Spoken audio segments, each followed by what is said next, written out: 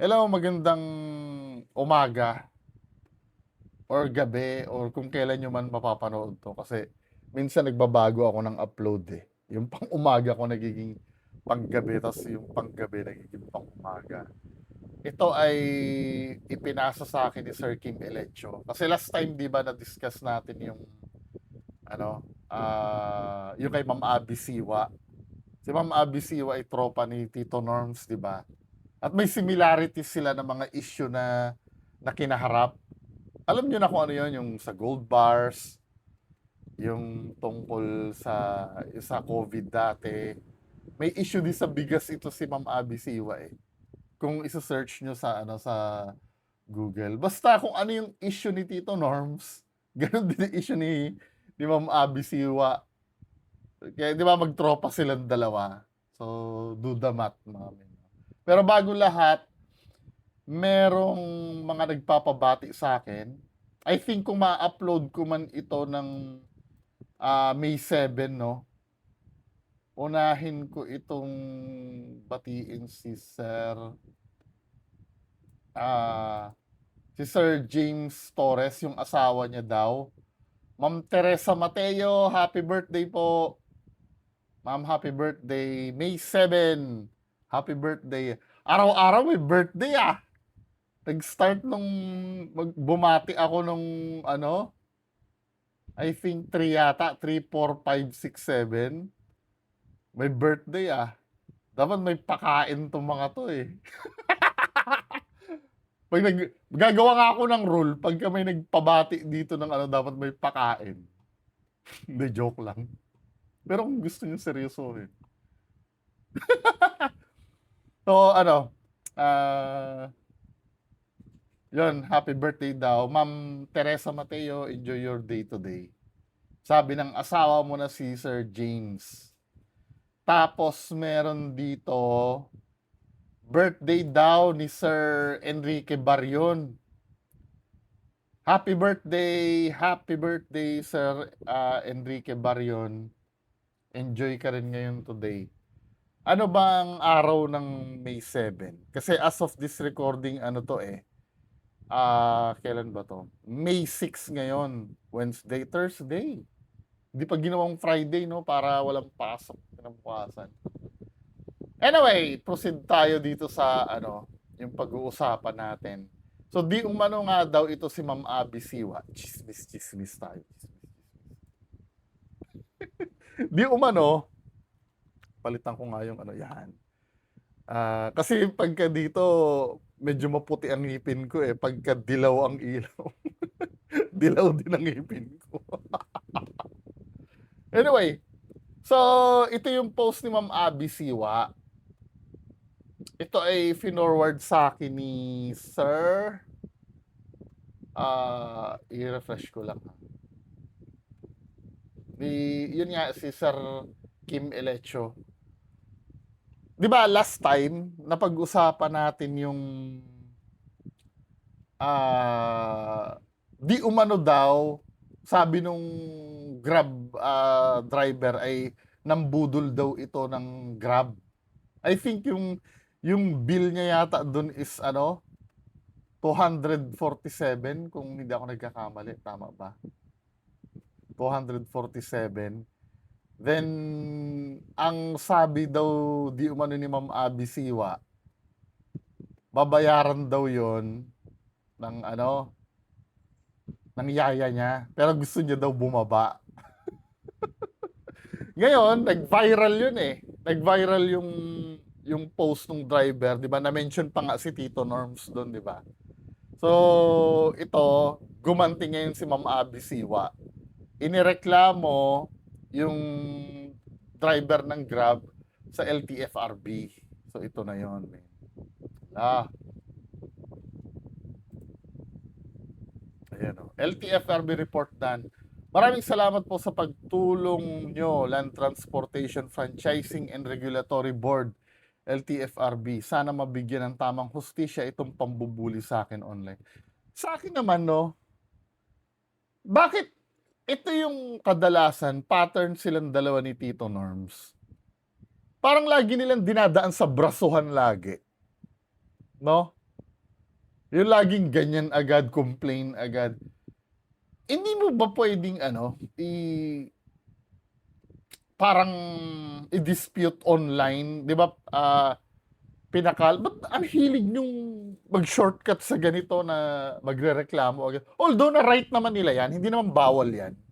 Right nila 'yan, kaya lang sa'kin ano, as an audience 'pag napapanood parang nagigiltihan na kaagad ako sa mga ganitong galawan, eh. Magrereklamo ng ganyan. Why hindi kasi may mga celebrities na nasangkot sa mga ganyan na inaakusahan, 'no. Let's say si Cyril Manabat mas malala pa yung kay Cyril Manabat, eh. At least yung kay Cyril Manabat, kinlaro niya I don't know if nag-pursue ba ng complaint yun. Pero ang unang ginawa niya, nagsalita muna siya sa public kung saan nagsalita din yung bumastos sa kanya. In this case, kung halimbawa, yung Grab driver ano, sinabihan siya ng ano, 'di ba mas magandang linawin mo muna yung issue? Well, right niya naman 'yan. Kaya lang sa'kin, parang ang gusto niya na agad patahimikin agad, eh.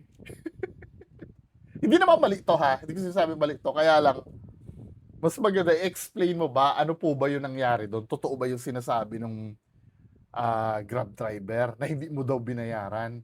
Kasi sa'kin, ah,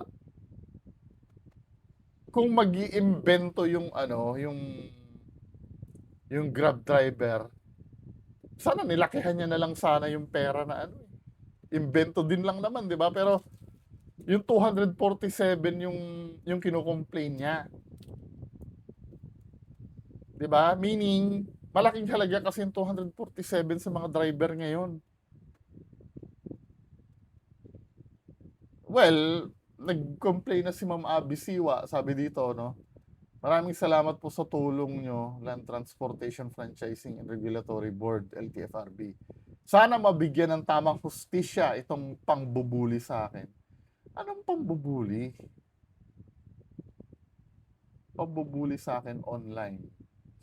I'm doing this to make sure this does not happen to anyone again and teach this Grab driver a lesson.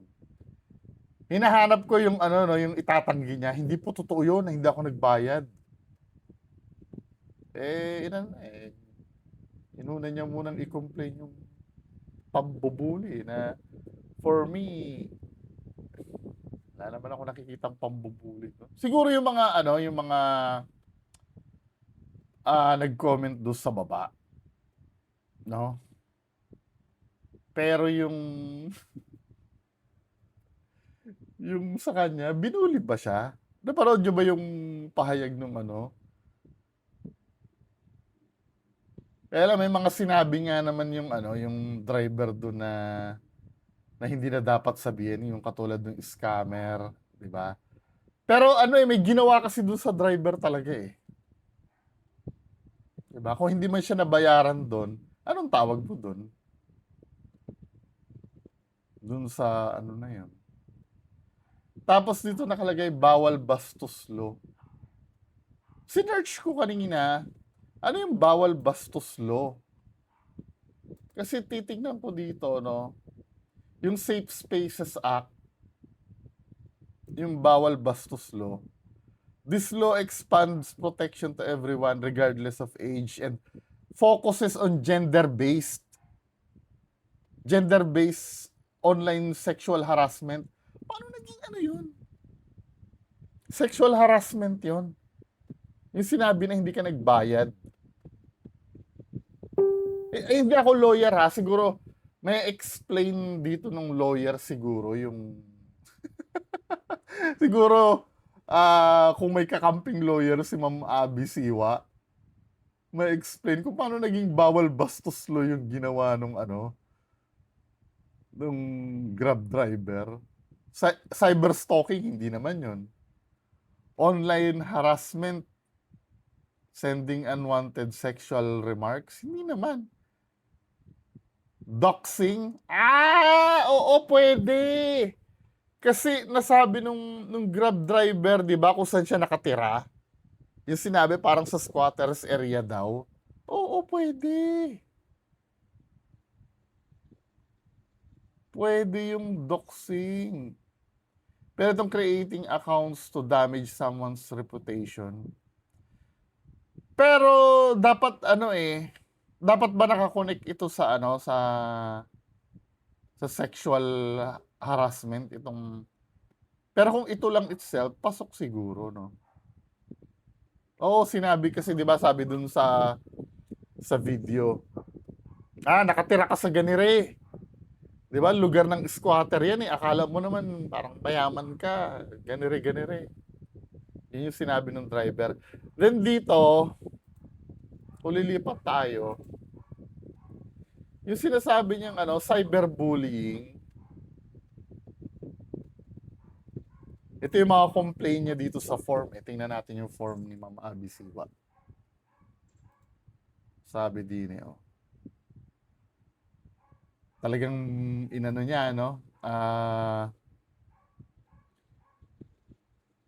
Inano niya, tawag dito, parang pinakita niya yung form ng complaint. Abigail Siwa, female. Tapos, ito, no? Nakalagay dito, mga violation daw. Arrogant. Tapos, threatening the passenger. Discriminating against passenger. Violation of RA 1131. Ano yun? Violation of...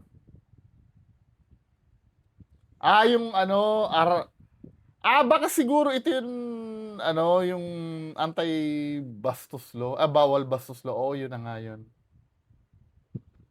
Oo, tama, tama. Balik natin.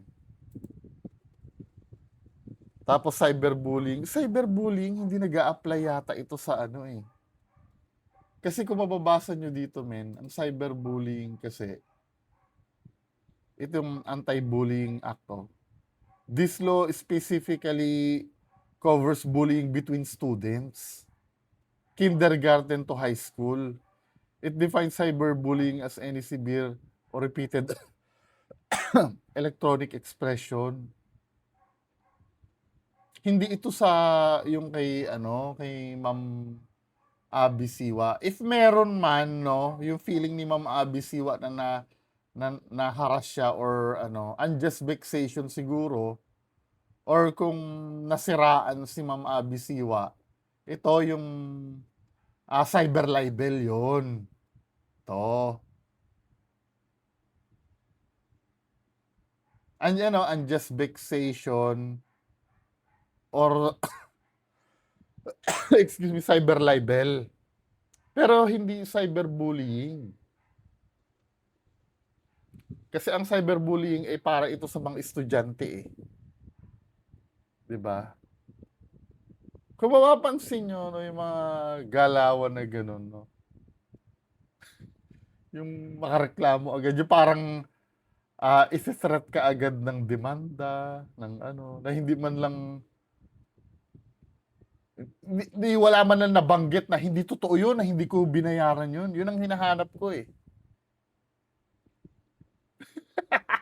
Yun din, sa totoo lang. Yun ang hinahanap ko eh, yung hindi totoo yun na ano, na hindi ko siya binayaran ko siya. Eh, ang pinapakita niyo, ganyan. Wala tayong magawa. Ganun talaga ang style ng mga ano, ng mga veterano. Veterans move para mailihis yung ano, yung main issue. Anyway, yan lang muna yung pag-uusapan natin ngayong umaga. Magandang umaga sa inyong lahat. Bye-bye.